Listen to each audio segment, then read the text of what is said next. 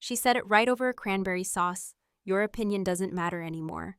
Name's Russell 58, retired building inspector, still wears the watch Doreen gave me the day we married. Funny how silence hits harder than yelling. Ever walked out of a room and realized you weren't the one who left something behind? Christmas dinner 2017, Midland, Texas. Mallory looked me in the eye and said, "Your opinion doesn't matter anymore." I didn't argue. I just folded my napkin edge to edge like I was closing the last page of a book no one wanted to read. The chandelier above the dining table flickered for a moment, or maybe it just felt that way. I stared at the bowl of ambrosia salad sitting near the end of the table untouched. I had brought it in a glass dish, the kind Doreen used every Christmas. She had always said the lime gelatin made it festive. These days, I suppose it just made it look out of place. Her daughter, my daughter Aubrey, was sitting across from me, small hands wrapped around a butter knife. She was carving something into her paper napkin, like it was a secret she didn't trust anyone with. She didn't look up, not even when Mallory's words dropped like a guillotine across the table. "I didn't mean to overstep," I said softly. Mallory was already reaching for her wine glass. "You didn't overstep, Dad. You just don't understand how things work anymore. That's all." The turkey was dry, I could tell without even tasting it. The slices had the ragged edge of something hacked apart in a rush. There was stuffing too, but no Doreen to ladle out gravy to whisper to me about how she always used extra sage for Mallory because she thinks it makes her sophisticated.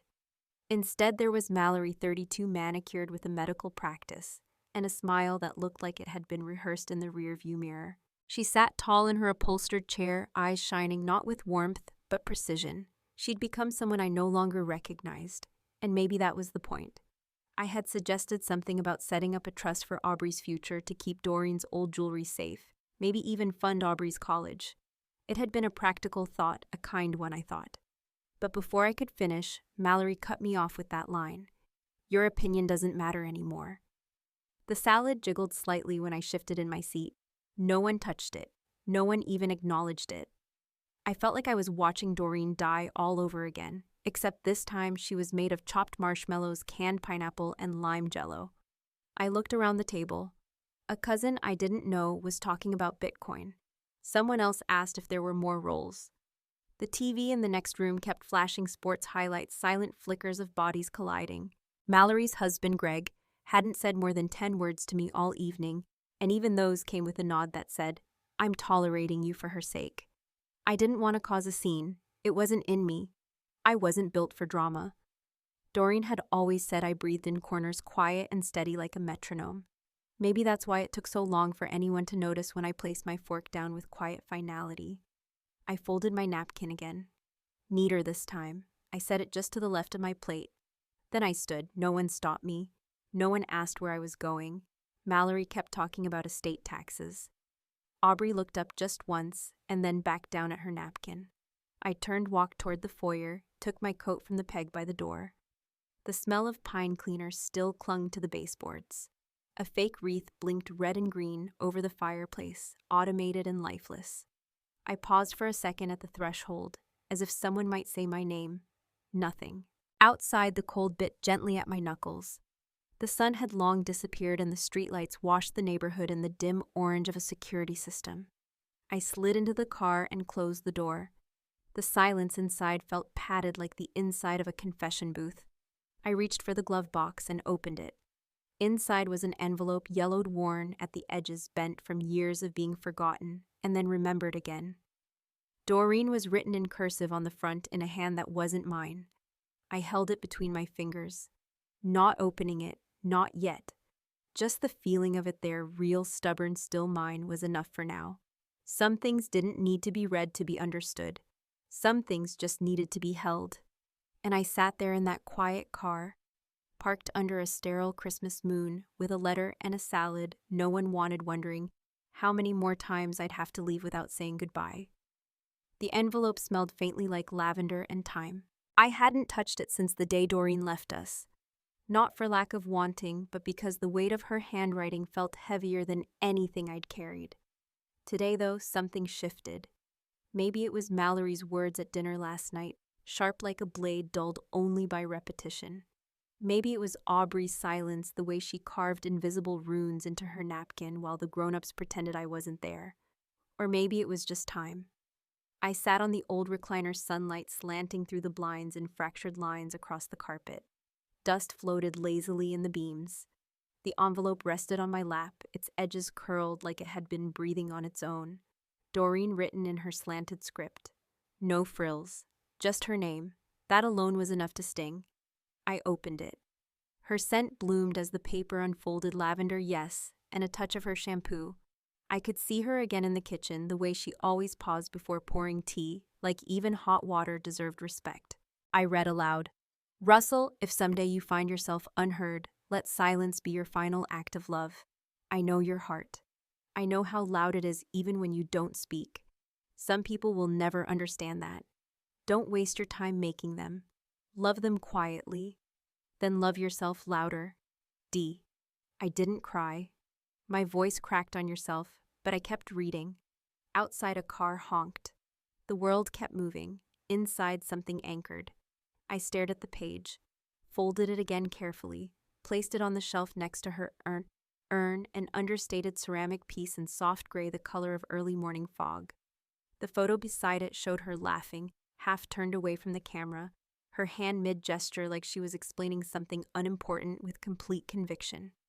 I used to joke that she could argue a tree into blooming in winter. She'd just raise an eyebrow and say, maybe it needed a reason. My phone buzzed on the counter, a missed call from Aubrey. Or at least Mallory's number with Aubrey in parentheses. Probably her daughter borrowing the phone again to play some game. Or maybe she meant to call. I let it ring out. I called Martin instead, my lawyer old friend, and one of the few who still asked how I was doing without expecting me to say fine. I told him I needed to update my will. His voice didn't shift, but I imagined the blink on the other end of the line. Sure thing, Russell. We'll meet next week. No, I said. Tomorrow. I hung up and wandered the house like I hadn't in months. Every item felt like it was waiting for me to remember it. The photo album with the peeling corner on page 3, our trip to Big Ben, 1989. The vase we bought from that flea market Doreen claimed had energy, even though I swore it smelled like mildew.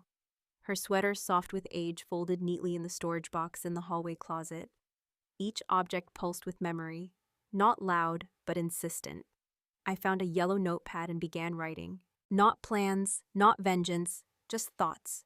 Who mattered, who didn't, who showed up, who didn't. A column for include and one for release. The names wrote themselves. Under include, I wrote Aubrey.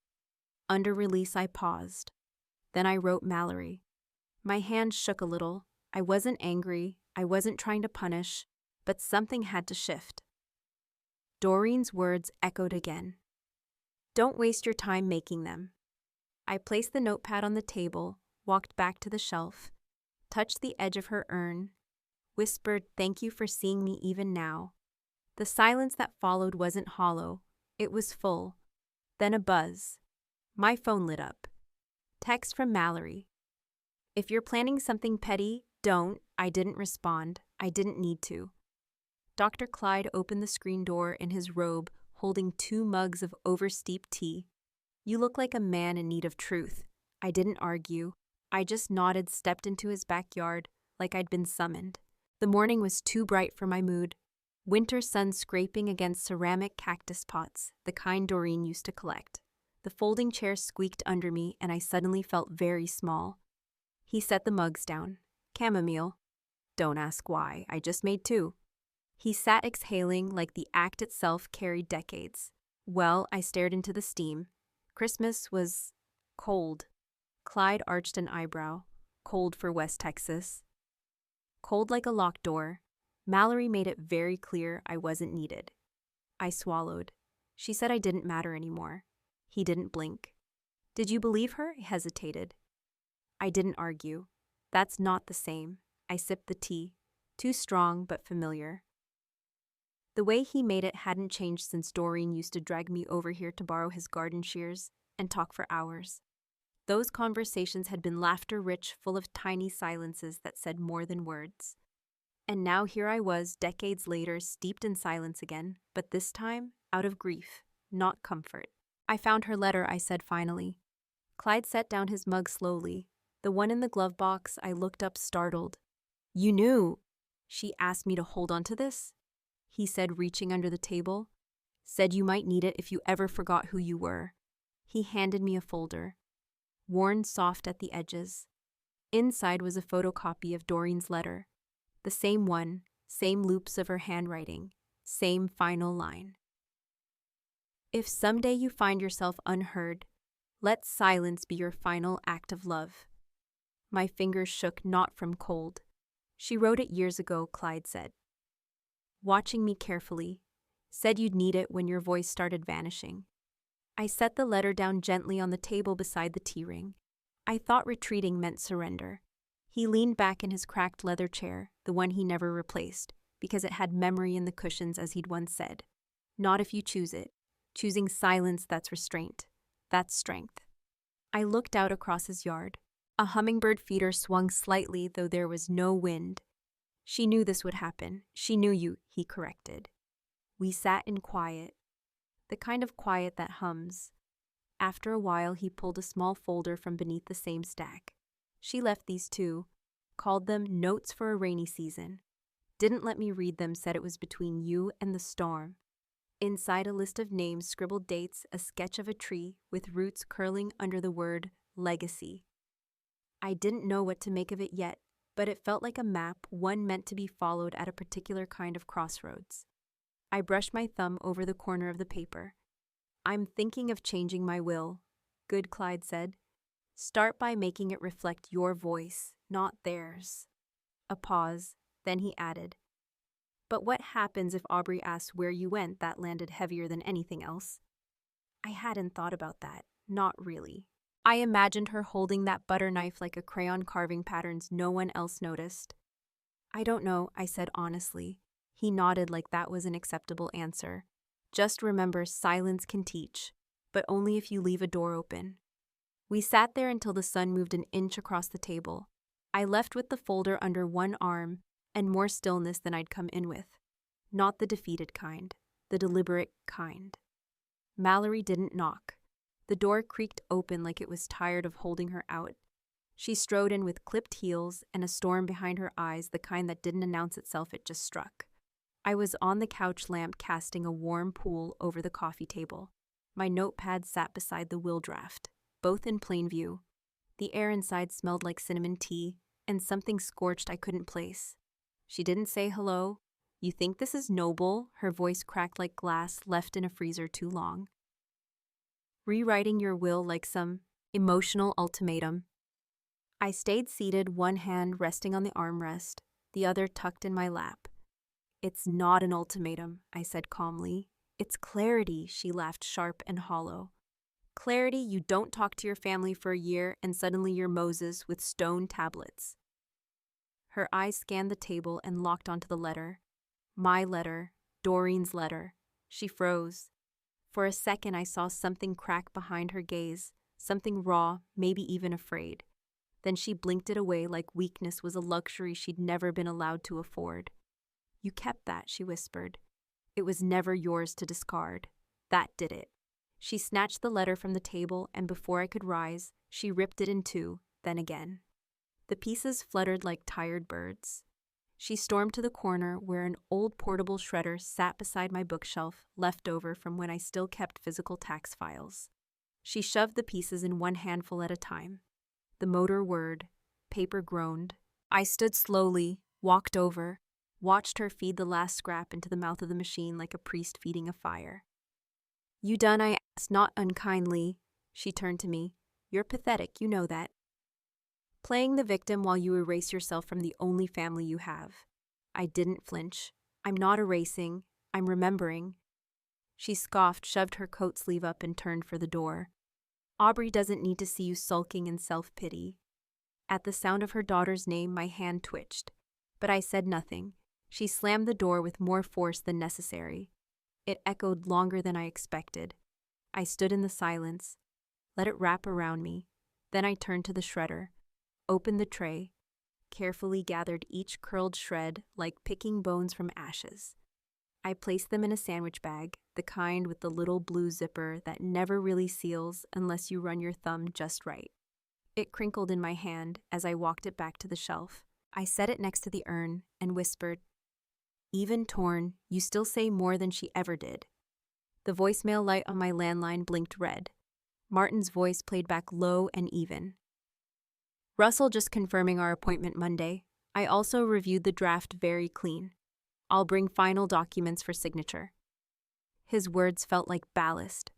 I stood for a moment, not moving until the message ended. The couch still held the imprint of where Mallory had sat. A crescent of heat remained in the cushion, fading fast. I cleaned the table, placed a new sheet of paper down blank and waiting. Doreen would have said, "Some truths have to be rewritten to stay whole." Night settled.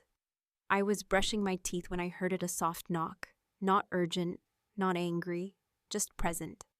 I opened the front door. No one. But on the doormat lay a folded envelope, no postage, just the word, "You," written in looping handwriting I didn't recognize. Inside a note, "I kept this for you." I knew she shouldn't have taken it. "I'm sorry. A." I closed the door slowly, held the envelope to my chest. My heart knocked back in time. The envelope felt softer than the last, creased along the corner's edges, fuzzed like it had been carried for days. In a backpack or a coat pocket. The crayon drawing inside was clumsy but tender. 3 stick figures held hands, one tall, one smaller, and one wearing a wide sun hat. She had drawn us, me, Aubrey, and Doreen. My chest tightened in ways I didn't expect anymore. The drawing smelled faintly like pencil shavings and something sugary. Maybe a candy had melted nearby.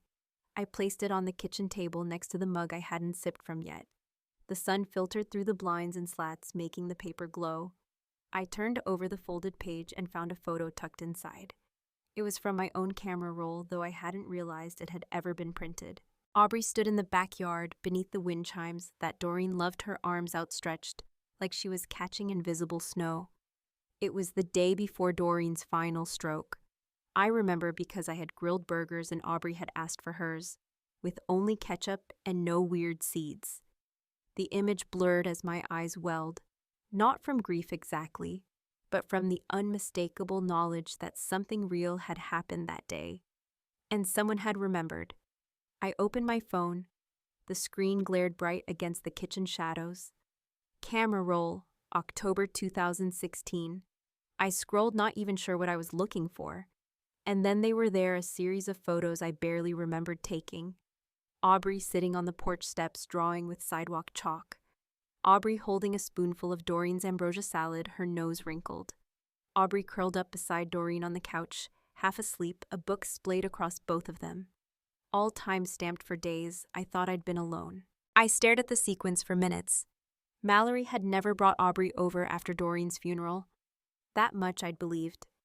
But the pictures didn't lie. There were gaps in the memory, maybe even deliberate ones. Maybe Aubrey had found her way here through friends, or maybe someone had driven her without Mallory knowing. Kids are like water, they find cracks. I called Clyde. The line rang long before he picked up, voice hoarse with sleep or age. "She sent me drawings," I said, "and photos. She remembers." A pause. Russell Clarity doesn't always need an answer. Sometimes it just needs air. She needs to know I see her. "You will," he said. "Just don't rush the moment. Let her reach for you." I hung up but didn't feel settled. I got up, retrieved the old Sony camcorder from the closet, the one Doreen insisted on keeping, even after smartphones took over. I dusted it off, charged the battery, and set it up on the hallway shelf, facing the front door, just in case. The morning light had shifted, warmer now. I replayed a voicemail from 2 years ago, saved out of sentiment or refusal to let go. Aubrey's voice was barely above a whisper. "Papa Russ, I miss Grandma's stories. Can you tell me one next time?" My throat tightened, but I didn't cry. I just let the silence stretch. The doorbell rang. Not a knock, an actual ring, tinny and sharp. I walked to the door, exhaling. Outside, no one stood waiting. Just a padded envelope on the mat. The sender label read Certified Mail, Legal Services Division. Inside one crisp sheet, notice of legal challenge, alleged estate obstruction, re the estate of Doreen R. Langston. I folded it once, then again. I didn't feel panic, just a small familiar ache, like the crayon drawing still on the table edges lifting in the heat. Russell Langston wasn't going to vanish. Not today. Not anymore. I slid the small weighty metal box across Mr. Culver's desk. The scrape of its corners against the wood echoed like a gavel drop. It's all there, unopened, since 2002. He didn't touch it right away. Instead, he leaned back, fingertips pressed together, eyes narrowing as though the box might blink. It smells like a furnace, I said, trying to laugh. Been through 3 moves, 2 roof leaks, and 1 electrical fire. Doreen called it our insurance against forgetting. Mr. Culver finally placed both hands on the lid, reverent as a priest handling relics. "You're certain you want to use this?" he asked, glancing up at me. "I'm not using it to punish her," I replied. "Only to remember who Doreen was and what she wanted protected." He nodded and opened the latch. Inside, in neat bundles wrapped in twine and plastic sleeves, were documents Doreen had saved before her first stroke. Receipts from hospital visits, handwritten care schedules, 2 old photos, one of Mallory arms crossed in the ICU hallway, and one of me feeding Doreen mashed pears with a plastic spoon. He removed a sealed manila envelope labeled Russell's copy for emergency only. When he opened it, a folded piece of notebook paper emerged. The handwriting wasn't mine, but I recognized it all the same. "I reconstructed it," I said quietly. "From memory, it's not the original, not even close, but the words are true." He read silently, lips moving with each line. I caught the tremor in his breath at Doreen's final paragraph. "If you ever find yourself silenced by the people you love, don't raise your voice. Raise the truth instead. Quiet lasts longer." Culver folded it back into thirds. "Russell, this will escalate things. Legally, emotionally. Mallory won't see this as clarity. She'll see it as betrayal." "I know," I said, but she shredded the only voice that ever gave me peace. "So now I speak on behalf of that voice." He paused. "Even if you walk away, truth doesn't. It leaves tracks." "I'm counting on that," I said, tapping the edge of the box. The office was still. Outside wind pushed dry leaves in circles against the window. Culver clicked his pen, reached for a legal pad, and began noting what we'd need to prepare affidavits, notarized declarations, submission copies for the probate hearing. As he worked, I sat straighter. Less of a ghost in a chair, more of a man reclaiming his own outline. I always thought if I stayed quiet, I was letting things go, I said mostly to myself. Culver looked up. "And now I think quiet is what makes the truth echo longer." He said nothing, just nodded.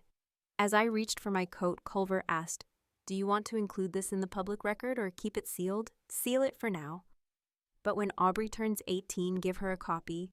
I want her to hear her grandmother without anyone else's edits."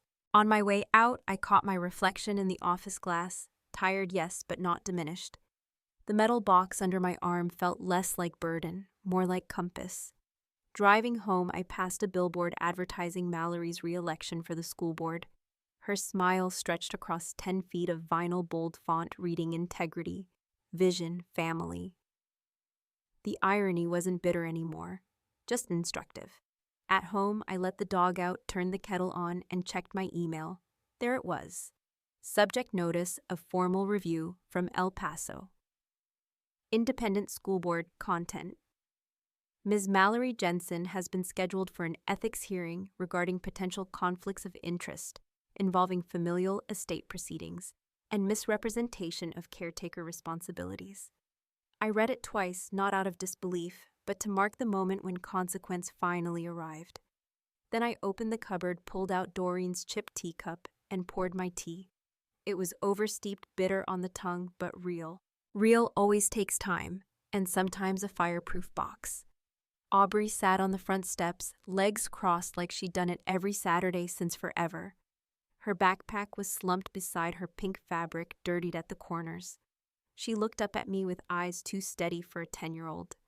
"Can I wait here till Mom cools off?" I nodded once and unlocked the door. Inside, the air still held the scent of last night's percolated coffee. and the sandalwood balm Doreen used to rub into my hands when arthritis crept up too soon. I didn't ask what happened. I just pulled 2 mugs from the top shelf and checked for the least chipped one. Found the one with a sun-faded cardinal.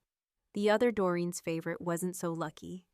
A sliver along the rim curled like a paper cut. Still, Aubrey reached for it, cradled it like something sacred. The porch creaked beneath us. I handed her the warm cocoa and sat on the old bench beside the swing.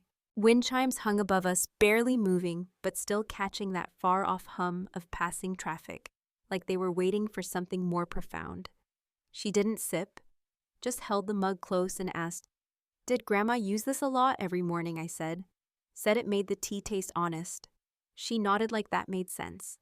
I didn't push for conversation. The sky was a soft blur of orange and gray twilight doing its usual dance across the stucco walls. We sat in it like 2 people who'd forgotten to be enemies. She started humming, nothing in particular, just a tune Doreen used to sing while planting tomatoes. Then quietly, "Was she scared at the end?" I turned my head but kept my eyes on the road. "No," I said, and hoped it was true. She was tired, but not scared. Aubrey ran a finger along the rim of her mug, then winced. "Ouch." A drop of cocoa stained her jeans. "Mom says you're trying to make her look bad." I exhaled through my nose. "Your mom and I have different ways of remembering people. That's all." She looked down. "She doesn't let me talk about Grandma much." The chimes clicked once in the wind.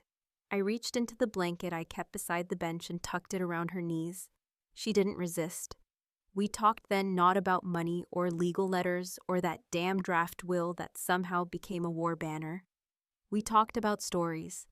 Doreen's story about the raccoon who kept stealing birdseed, about the time Aubrey tripped in the garden and Doreen told her that soil was the earth's way of hugging back, about the winter we made snow cream and pretended it was ice cream from Mars.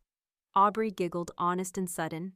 Grandma used to say cocoa was only good if it had a skin on top. I laughed too. She was weird like that. She finished her drink and leaned her head against my arm. The silence between us wasn't empty, it was chosen, like still water that didn't need to ripple to be deep. The phone rang inside. I let it ring, voicemail picked up, but I didn't check it until later. Eventually, she asked, "Will Mom be mad?" "I came here," I sighed. "Probably, but you didn't do anything wrong." The phone rang again, and this time I answered. Mallory's voice came sharp through static and fury. "Where is she?" "She came on her own," I said. "I didn't ask." Silence, then a click. She'd hung up. Aubrey wrapped the blanket tighter around herself. "I like it here better when it's quiet." "Me too." She turned the mug over in her lap. "Do you think Grandma would have liked how things turned out?" I took a long breath, let it settle in my chest. "I think she'd be glad you remember her." Aubrey stood and walked over to the wind chimes. She reached up and tapped one just enough to make a sound. It rang like a held note, thin, high, but steady. "She still is here, right?" I didn't answer right away, just watched her fingers trace the string. "They still are," I said finally. "As long as you remember." She smiled and sat back down beside me, the chimes echoing one last time before falling silent. That night, I set her up on the couch with extra blankets just in case. I didn't ask if she wanted to go home. She didn't say. The next morning, I woke up to the sound of nothing. Her backpack was gone, mug rinsed, and placed upside down on the drying rack. On the bench by the door, a folded note waited. "Thanks for remembering her with me. Aubrey." I pressed the paper to my chest. The air was cooler that morning, but not unkind. Outside, the chimes swayed gently, as if someone had just passed through. I built a new shelf beside the window. Not for ashes, for beginnings. The wood was light pine cheap but honest. I'd sanded it smooth the day before, let the grain breathe overnight. This morning I bolted it into the wall while the kettle hummed its soft morning song. The shelf caught the light from the east-facing window, clean and gold, like some kind of quiet approval from the sun. On the table, a plain envelope, not thick like legal documents, not ominous, just a printed return address from the Midland School District, and my name typed carefully beneath. I opened it slowly, expecting bureaucracy. Inside was something gentler, an invitation. They were hosting a new program, a student-led workshop series titled Legacy in Silence, Honoring What's Left Unsaid. They'd heard about me, apparently. Not from Mallory, from Aubrey. The phone rang around 10. Clyde's voice crackled through, like always full of that dry warmth he carried like an extra rib. "Coming by? Don't make tea. Your kettle scares me." He arrived with a small potted plant. "Lavender, for the new you," he said, handing it over with a smirk. "Every relic needs a shrine." "Then I'm starting small," I said, pointing to the shelf. We sat in the living room, sun soaking into the carpet. Clyde eyed the shelf, the plant now centered on it. "You did good," he said after a long pause. "You didn't raise your voice. You raised the floor." I wasn't sure what that meant, but it landed anyway. After he left, I opened Aubrey's envelope. Crayon hearts on the flap. Inside a single sheet of notebook paper. Her handwriting was better than I remembered. "Dear Papa Russ, I told my teacher about Grandma and you. About the stories, about how you taught me it's okay to step back if a room isn't safe. I'm doing a project. I called it The Ones Who Stay Quiet. I put your name first. Love, Aubrey." I read it twice before I realized I was holding my breath. The mug in my hand, the chipped one Doreen always used, was warm from the tea I'd forgotten I poured. I set it down on the new shelf next to the framed drawing Aubrey had made weeks ago. Her Doreen and me holding hands beneath a tree with purple blossoms. The photo sat in the center, the lavender pot to the left. To the right, I placed one of Doreen's old recipe cards. Faded ink, her handwriting curled like vines. The shelf didn't feel like a memorial. It felt like a beginning. Later that afternoon, I called the school district. A woman answered, kind and efficient. "Mr. Hartwell, we'd love to have you speak at the kickoff session. Aubrey said you're the reason she wants to become a writer." I didn't know what to say to that. So I said the only honest thing I could. "I'll be there." As evening drifted in, I cracked the window. A soft breeze filtered through, bringing the scent of cedar and soil. Outside, the wind chimes stirred. They didn't clang or crash. They shimmered. Some endings ring loud, but the ones that matter, they hum. The shelf creaked softly this morning as I placed a new book beside the lavender pot. The window let in that same warm breeze, but this time, it didn't feel like a memory. It felt like a future. I used to think silence meant defeat, but sometimes the softest choices echo the longest. Justice doesn't always look like a courtroom. Sometimes it's a child remembering your stories and a community listening when you're finally ready to speak. If you've ever been pushed aside or overlooked, know this restoration doesn't need applause, just intention. Has life ever handed you a second chance in disguise? I'd love to hear your story below, or maybe just a moment that helped you rebuild.